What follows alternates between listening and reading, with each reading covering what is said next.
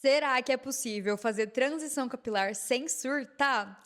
Hello, gatas! Sejam muito bem-vindas ao meu podcast, onde falamos tudo sobre vidas de mulheres e todos os caos que a gente passa por aqui, tá?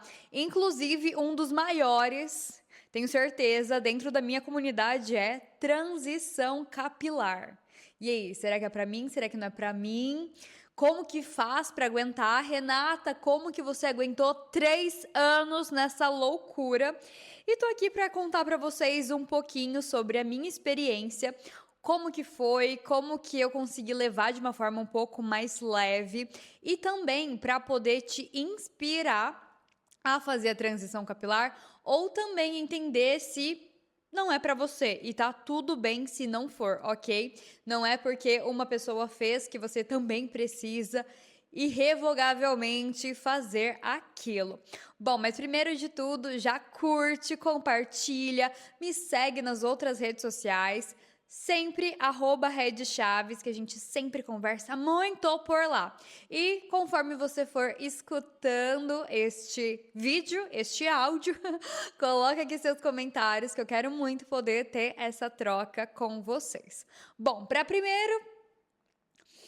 gente começar do começo, vamos lá, como que eu iniciei a minha transição capilar. Eu quero deixar claro aqui para vocês que eu alisava o meu cabelo desde os 9 anos de idade. Eu era muito nova. A minha mãe tem o cabelo liso, então eu tinha ela como minha base, né, minha inspiração, sem contar que eu cresci nos anos 2000, gente, então todo mundo tinha cabelo liso naquela época. Avril Lavigne, Christina Aguilera e tananã, Sandy Júnior. E aí eu queria meu cabelo liso. Eu passava ferro de passar roupa no cabelo, era uma loucura. E eu tinha uma tia que é cabeleireira até hoje, e eu meio que obriguei a minha mãe, fiz a cabeça dela para poder alisar meu cabelo. E eu sou filha única, tenho uma boa lábia, e aí ela até que cedeu e eu comecei a fazer as minhas primeiras progressivas. E desde então eu não parei. Ainda muito nova, eu era desesperada por ter o cabelo extremamente liso, então eu fui pulando de progressiva em progressiva, de cabeleireiro em cabeleireiro, vendo técnicas sempre muito fortes para alisar sem dar uma volta, para poder deixar realmente o cabelo liso, lambido. Não falava para ninguém que meu cabelo era alisado, eu ficava meio que em segredo, até começar a ser blogueira, né? Porque depois eu comecei a ter minhas permutas em alisamento, mas às vezes eu fazia menos de 3 meses de raiz, porque meu cabelo cresce muito rápido. Então, em um cabeleireiro, eu falei, putz, ainda não dá tempo de eu voltar nele, deixa eu ir em outro. Então, eu fazia isso. Era uma loucura mesmo. Eu realmente não estava muito preocupada com a saúde desse cabelo, não. Eu queria que ele fosse liso. Bom, daí, depois de um tempo, começou a ficar mais que automático, vinha a raiz, eu ia alisando, então eu nem pensava muito mais sobre isso, meu cabelo já tinha chegado no nível de alisamento que eu queria. E eu fui para uma trilha na Pedra da Gávea, no Rio de Janeiro, e eu fiz 2 tranças embutidas no meu cabelo pra ficar aesthetic, sabe? Fazer a trilha bonitinha e tal. Combinava com o meu mood.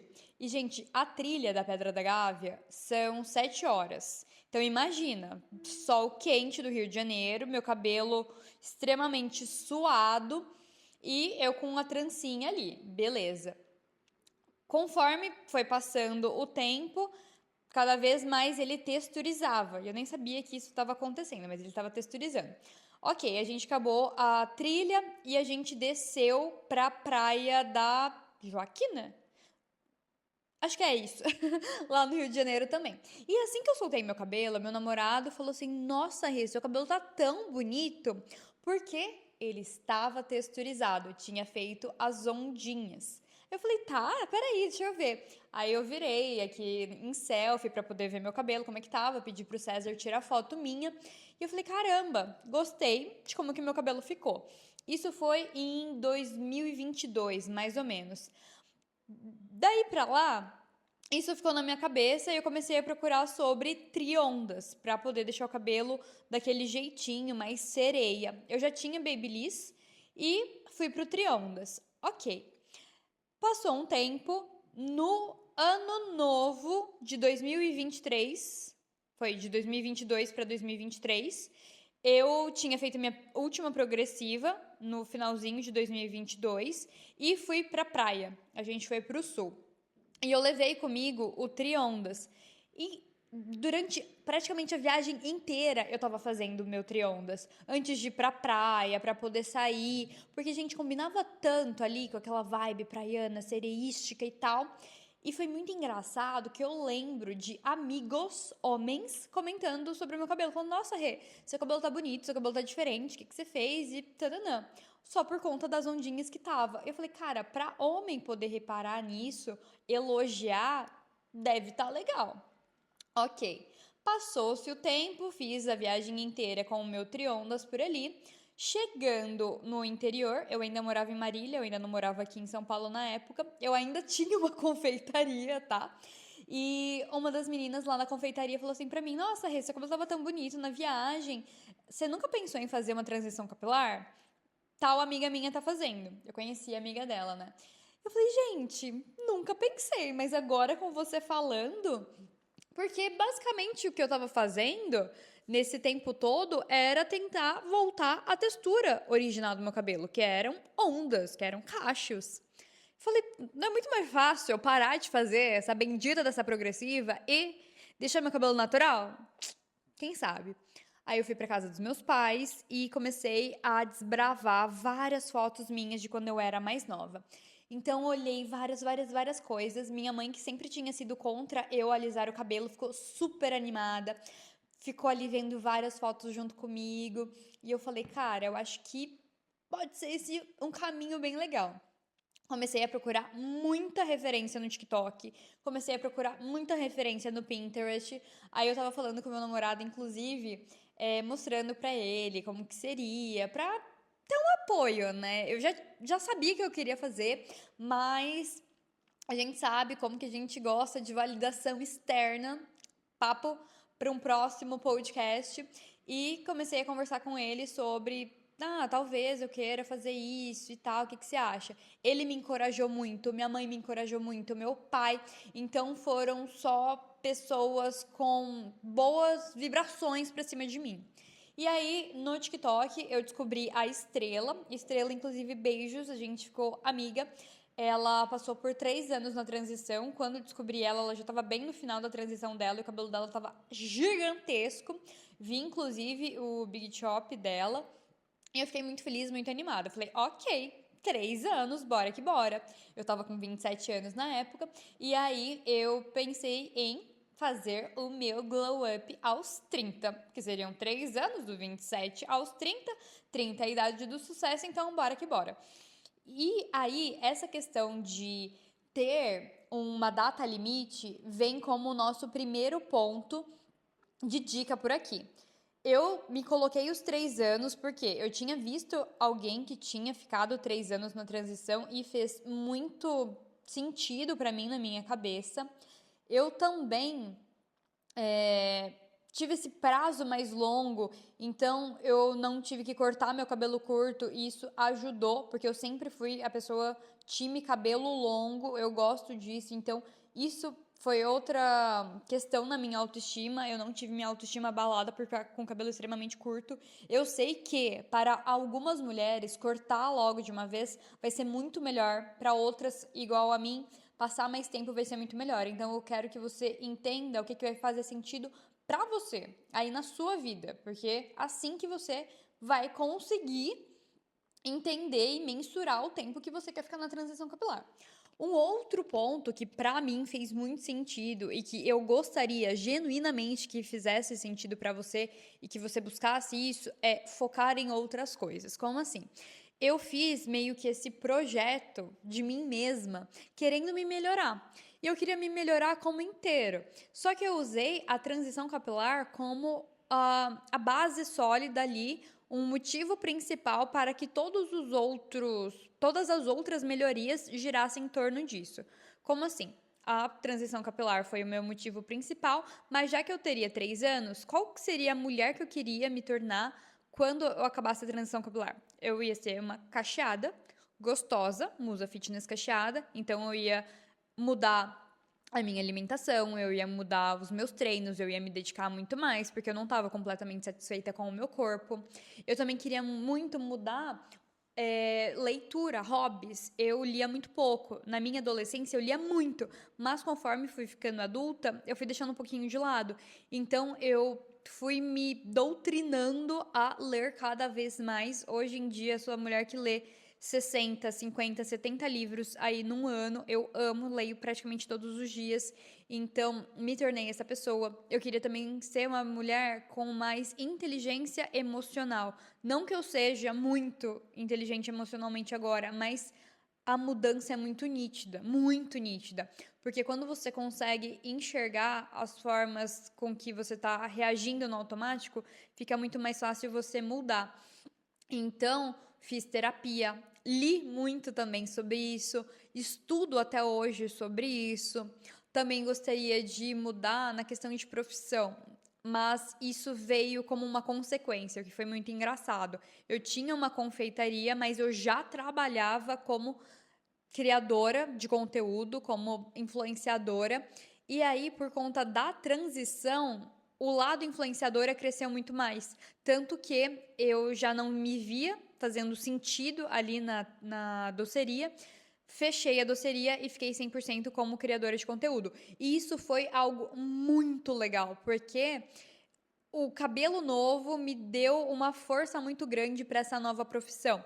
Tanto que hoje em dia eu tenho minha própria marca de cabelos com curvatura, a Red Beauty. Inclusive, se você não conhece, eu vou deixar aqui na descrição do vídeo. É minha marca para cabelos naturais, focada aí para quem tem cabelos ondulados, tá em transição, cabelos cacheados, cabelos crespos também se dá muito bem. Então, veio de escutar muito o que minha comunidade queria, o que vocês queriam por aí, que eram deixar o cabelo bonito, definido, mas sem aquele aspecto pesado. Algo que não desse tanto trabalho, porque eu acho que foi muito embutido na nossa cabeça que cabelo cacheado dá muito trabalho. Então também surgiu por meio disso. Então, pensando em se melhorar por completo, em se tornar a mulher que você quer, e não precisa ser necessariamente só com as bases que eu tô colocando aqui, você pode pensar em muitas outras coisas, mas me deu esse ímpeto para poder ser uma nova pessoa, sabe? Um cabelo poder transformar isso é algo muito louco, parece algo pequeno, parece algo até mesmo bobo, mas realmente muda, porque eu fiz algo que vários livros sobre hábitos nos falam para fazer, que é mudar a nossa personalidade. Então eu tinha minha personalidade quando eu era lisa, e assim que eu fui me tornando uma ondulada cacheada, eu entendi quem que eu queria ser e eu fui pegando aquilo para mim e realmente me tornando a pessoa que eu almejava quando eu comecei a transição capilar. Então isso é muito importante, lembrando que é algo diário que você precisa fazer todo santo dia, mas isso ajudou muito. Então, ter um tempo definido, focar em outras coisas vai te ajudar demais. Outras coisas aqui, né, fugindo um pouquinho da psicologia, é ter um penteado xodó. Eu acho que isso é extremamente importante também, ter algo que seja fácil, que você saiba que vai dar bom em qualquer momento. Por exemplo, no sábado, foi no sábado, eu tava muito brava com meu cabelo. Eu tava de TPM, então, sabe aquele dia que nada ajuda? Eu falei, vou fazer um coque. O coque não tava dando certo, mas tem um tipo de coque que é só jogar pra baixo e fazer ele bem aqui em cima. Ele já ficou estiloso na hora. Fiz uma make bonita, coloquei um lenço no pescoço, um lookão e pronto. Eu sei que esse combo pra mim funciona. Então, você pode ter outros tipos de penteado que sejam meio coringas por aí. Eu tenho, mesmo já tendo o cabelo completamente cacheado, eu tenho penteado coringa. Outra coisa, ferramenta de calor, gente. Para de achar que ferramenta de calor é totalmente errado, é o vilão. Não é bem assim que funciona. Vocês sabem que quem é lisa faz escova às vezes, faz babyliss às vezes. Por que que nós que somos onduladas, cacheadas e crespas não podemos fazer algo para deixar o nosso cabelo mais bonito? Eu acho um pouco A gente se coloca dentro de uma caixa, entende? A gente sai de uma caixa para se colocar em outra, de nossa, não pode isso, não pode aquilo, não pode aquilo outro. Não, calma, não é assim que funciona. A gente pode. Então, faz um babyliss, faz um triondas, faça uma escova, faça uma chapinha. Claro que sempre protegendo seu cabelo, mas não fica nessa estigma que, ai, eu só posso usar desse jeito. Não, não é assim. Eu mesma tenho franja. Tanta gente que me criticou porque eu queria franja, mas eu me sentia bem com a franja. Eu acho que a franja vai servir muito pra mim em vários penteados, inclusive. Então faça o que você se sente bem. Vamos lá, recapitulando. Tem um tempo, tá? Estipulado de quanto tempo você vai ficar em transição capilar. Faça outras coisas para poder desfocar a sua atenção. Tenha um penteado xodó e não tenha medo de fontes de calor. E faça a escova se você quiser fazer de vez em quando, não tem problema nenhum, só vai protegendo. Eu acho que é muito mais inteligente que você faça uma escova do que você volte para a progressiva, por exemplo, tá?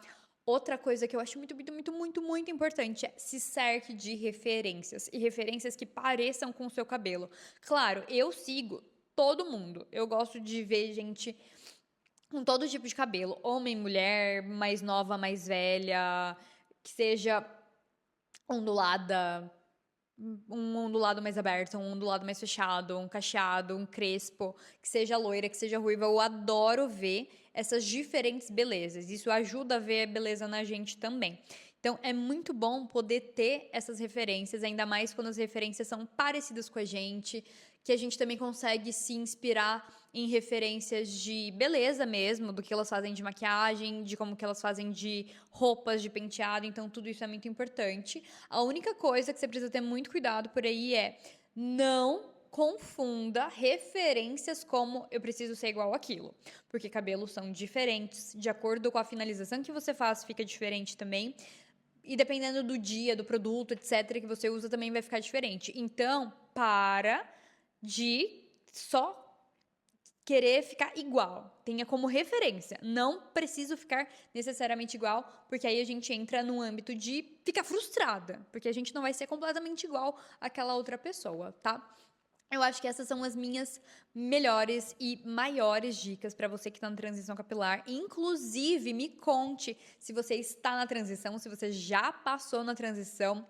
Se você ainda tá, quanto tempo você tá e quanto tempo você quer ficar? Coloca aqui nos comentários que eu quero muito saber.